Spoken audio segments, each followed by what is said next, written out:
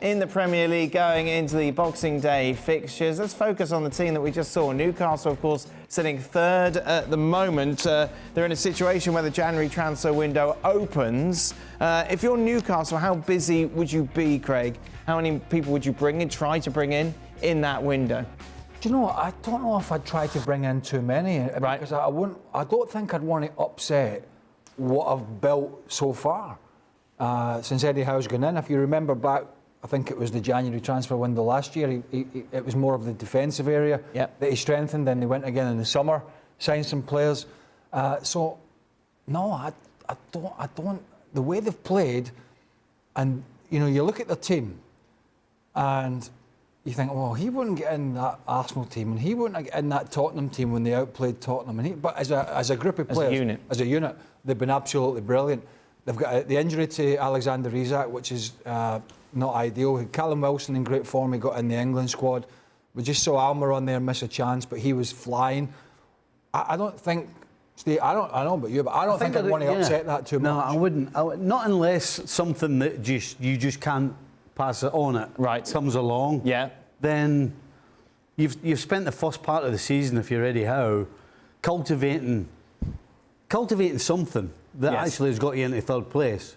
And unless something incredible appears and you can't say no, why do you upset that? We all know that Newcastle, between now and the summer and in the following summer, in the next 3 or 4 windows, certainly, I don't mean this one, but definitely in the summer, are going to buy players. Yeah. But to do it right now, with the way they are, I think 100%, I'm with Craig, I think it would upset what they've got going right now. What sort of player would be too good to turn down from a Newcastle perspective, Jules?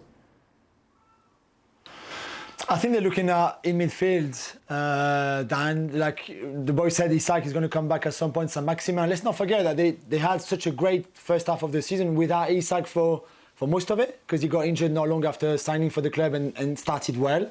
Saint-Maximin was out for quite a long time as well. They're both going to come back, which is going to be, added value to that team, of course. They've got Dan Burn at left back, who's really a centre back, who's doing a great job there. But maybe you can improve in that position. And then I still think they're looking at maybe someone more creative than the Joe Willock or than the Joe Linton, for example, who work well right now with Bruno Guimaraes. But maybe you can again upgrade those two positions. So I think this is where they're looking at a younger player, like a young player with a great potential. Then I think they're very happy to spend 40, 50 million on someone if they think that he adds value, like Bruno Guimaraes did, for example. But if nothing happens, I don't think they'd be heartbroken at all. They'd be already focusing on what can happen in the summer, because let's say they finish 4th and qualify for the Champions League, they'd be in a much stronger position to attract top talent if they play in the Champions League next season. Thanks so much for watching ESPN on YouTube. And for more sports highlights and analysis, be sure to download the ESPN app. And for premium content and live streaming, subscribe to ESPN Plus.